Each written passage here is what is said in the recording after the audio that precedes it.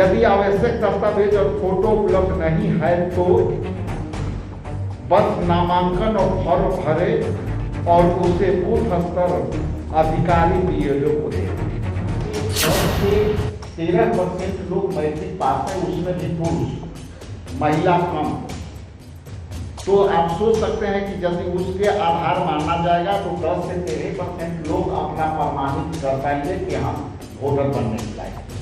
बिहार के वोटरों के लिए 7 जनवरी तक सारे प्रकाशन की प्रक्रिया पूरी कर दी है। बहुत जोरों से चक्का जाम करेंगे, धीरे से नहीं, तब जोर से।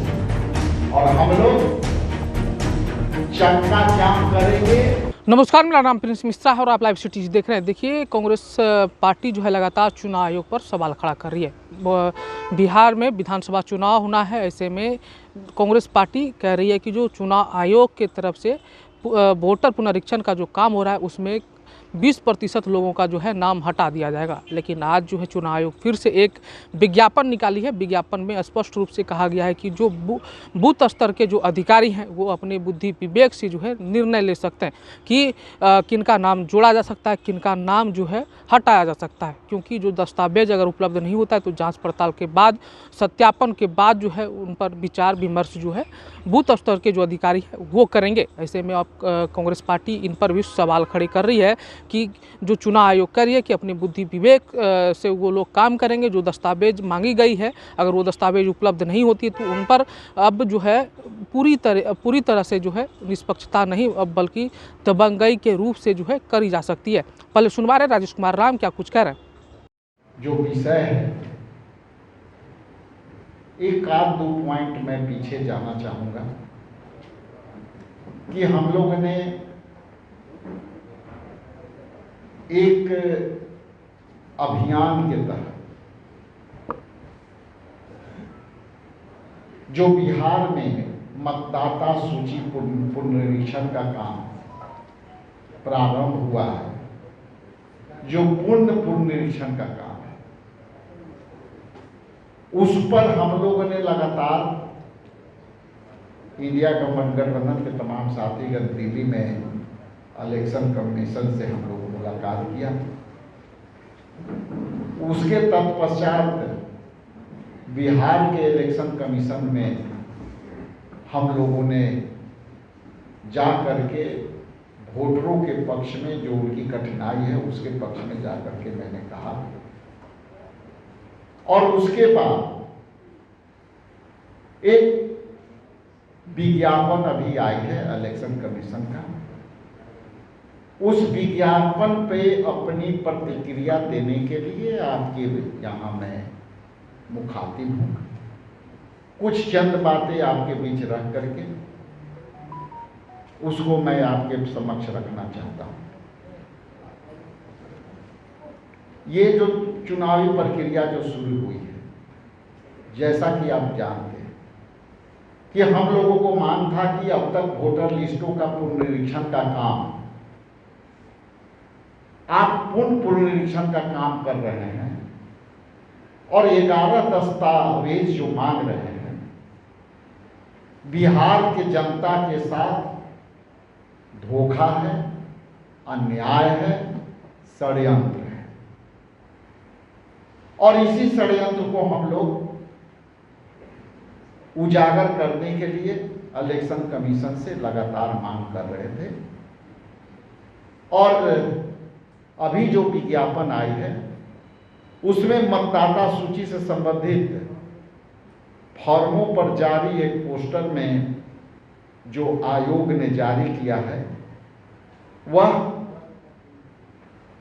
पूरी ताकत उस प्रक्रिया में कुछ शिथिलता लाई गई है, लेकिन निर्वाचन निबंधन पदाधिकारी ERO वो दस्तावेज के बिना सत्यापन पर निर्णय ले सकते हैं, पोस्टर में कहा गया है।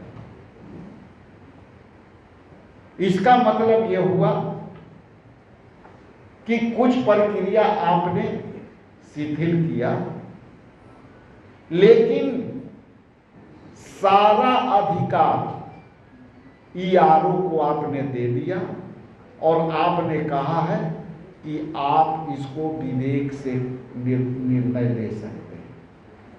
हमारी विरोध इस बात से कि क्या एक पदाधिकारी जो सरकारी होगा और सबसे जो कैटेगरी के एम्प्लॉय होंगे, क्या वरीय पदाधिकारी के प्रभाव में काम नहीं करेंगे? इसलिए हम इस बात को आपके बीच रखना चाहते हैं कि निर्वाचन निबंधन पदाधिकारी ERO दस्तावेज के बिना भी सत्यापन करेंगे, लेकिन उनका विवेक भी उस पर थोपा गया है, वो अपने विवेक से काम करें। यदि आवश्यक दस्तावेज और फोटो उपलब्ध नहीं है तो बस नामांकन और फॉर्म भरे और उसे बूथ स्तर अधिकारी BLO को देते हैं। इसमें आगे अहम बात यह जोड़ी गई है कि यदि आप आवश्यक दस्तावेज उपलब्ध नहीं करा पा रहे हैं तो चुनाव रजिस्ट्रेशन अधिकारी स्थानीय जांच या अन्य दस्तावेज के आधार पर निर्णय ले सकते हैं।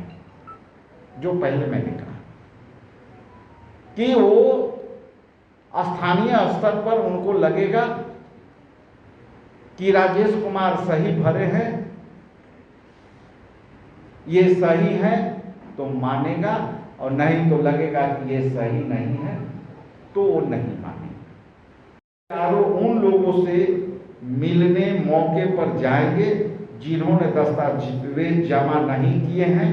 वे यह सुनिश्चित करेंगे कि फॉर्म भरने वाला व्यक्ति 18 साल का है या नहीं है, उस क्षेत्र में निवास के अवधि की जानकारी लेंगे, आसपास के लोगों से बात करेंगे और उपलब्ध साक्ष्य के व दस्तावेज के आधार पर निर्णय लेंगे। और यह विज्ञापन न सिर्फ चुनाव आयोग को आक्रामकता की पोल खोलती है, अपितु बिहार विधानसभा में सत्ताधारी दल के अनैतिक मदद की शंका प्रकट करती है। यदि आप जैसा कि जानते हैं कि सत्ता पक्ष जिसका सत्ता होता है उसका ब्यूरोक्रेट उनके प्रभाव में काम करते हैं, और यदि वो उनके प्रभाव में काम करेंगे तो वोटर लिस्ट में जिनकी नाम जोड़ना हो और उस जो है उनकी इच्छा होगी तो वो जो है निष्पक्ष नहीं रहेंगे और वोटरों को जो जोड़ना चाहिए उनकी मर्जी पर निर्भर करेगी। इस संदर्भ में मेरा कुछ प्रश्न है इलेक्शन आयोग से। सवाल यह उठता है कि फिर इस पूरी प्रक्रिया के जो है अधिकार क्या रह जाएगी? क्या यह एक नियोजित षड्यंत्र है कि कुछ राजनीतिक दल को लाभ पहुंचाने के लिए ऐसा नहीं किया गया है? और यदि आप अगर अंतिम निर्णय ERO के विवेक पर छोड़ा गया है तो क्या बहुत बड़ी संख्या में भाजपा और JDU के सरकार के दबाव में वोटर लिस्ट में मनमानी नहीं होगी? इसलिए जैसा कि मैंने कहा कि ये किसी एक पदाधिकारी को आप पूरा अधिकार दे रहे हैं, इसलिए टोटली इलेक्शन कमीशन कंफ्यूज है और ये इनकी षड्यंत्र बिहार में 8 करोड़ मतदाताओं को जो है मताधिकार से वंचित करने वाली अधिकार है। इसके लिए हम लोग संघर्ष करते रहेंगे। आगे बताते चलूं कि हम एक आपके बीच बात रखना चाहते हैं। 7 जनवरी 2025 को एक इलेक्शन कमीशन द्वारा जो है प्रकाशन निकली, जिसमें इलेक्शन कमीशन ने एक विज्ञप्ति जारी कर कहा कि हम बिहार के वोटरों के लिए 7 जनवरी तक सारे प्रकाशन की प्रक्रिया पूरी कर ली है और आज उसके बाद यदि प्रकाशन की प्रक्रिया पूरी हो गई तो फिर ये पुनः 25 दिन में वोटर पुनर्निरीक्षण का काम फिर क्यों किया गया? आखिर ऐसा कौन सी उनकी पास जो है दबाव आई जो अपनी ही निर्णय को उन्होंने वापस कर दिया? इसलिए आपके बीच में मोटी मोटी जो बातें थी आपके बीच मैंने रखा और आप जो वोटरों का पूर्ण अधिकार नहीं मिल जाए और ये हमारी लड़ाई जारी रहेगी। बहुत जोरों से चक्का जाम करेंगे, धीरे से नहीं एकदम जोर से। और हम लोग चक्का जाम करेंगे, उसमें यदि सफलता मिली तो उससे बड़ी भी आंदोलन करेंगे।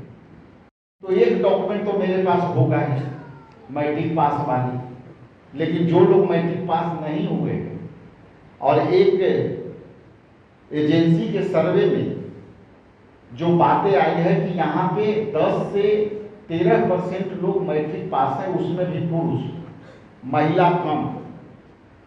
तो आप सोच सकते हैं कि यदि उसके आधार माना जाएगा तो 10 से 13% लोग अपना प्रमाणित कर पाएंगे कि हम वोटर बनने के लायक। एक सवाल था, आप लोगों ने निर्वाचन आयोग गए थे, पूरे महागठबंधन गई थी, लेकिन वहाँ से निकलते वक्त आप लोगों ने कहा था कि अगर जरूरत पड़ेगा तो हम कोर्ट का दरवाजा भी खटखटाएंगे। उस विषय में अभी हमारी दिल्ली से बात, हम लोग वहाँ भी कहे थे पत्रकार बंधुओं की सवाल पर, और एक हम all India Congress committee Indira भवन में भी हमने देश स्तर पर प्रेस वार्ता किया था, वहाँ भी ये सवाल आए थे। सवाल सीधी और सटीक है कि हमारे सारे ऑप्शन खुले हुए हैं, हम एक एक कदम को आगे बढ़ करके उसको इस्तेमाल करेंगे और उसको जो है वोटर लिस्ट के पुनर्निरीक्षण को रोकने का प्रयास करेंगे जो जनता के हित में। अगर ये नहीं हुआ इधर तो चुनाव की मैं ये नहीं मान रहा हूँ कि नहीं होगा, मेरा काम है आंदोलन करना और आंदोलन से मैं तेजी से। चुनाव का तारीख बढ़ नहीं सकती। तो आपने राजेश कुमार राम को सुना, उनका साफ तौर पे कहना है कि जो चुनाव आयोग की तरफ से ये निर्णय लिया गया है ये शिथिलता है, लेकिन इसमें जिस तरीके से उन्होंने निर्णय लेने का काम किया है, उन्होंने ये चुनाव आयोग ये बताए कि जो स्वतंत्र रूप से जो कार्य करने की कही जा रही है, जो बुद्धि विवेक से जो बूथ स्तर के अधिकारी हैं उनको लेने की अधिकार दिए गए हैं, क्या वो स्वतंत्र रूप से जो है कार्य कर पाएंगे? क्या उसमें जो पदाधिकारी संलिप्त नहीं होंगे? ऐसे में अब चुनाव आयोग पर बड़ा सवाल जो है खड़ा हो रहा है और लगातार कांग्रेस पार्टी चुनाव आयोग को घेरने में भी लगी है। अब 9 जुलाई को जो है लगातार कांग्रेस पार्टी कह रही है कि हम लोग चक्का जाम करेंगे चुनाव आयोग के खिलाफ अगर इस अभियान को वापस नहीं लिया गया। ऐसे में आप लोगों को क्या लग रहा है कमेंट बॉक्स में जरूर बताइएगा। बने रहिएगा लाइव सिटीज पर, तब तक के लिए धन्यवाद।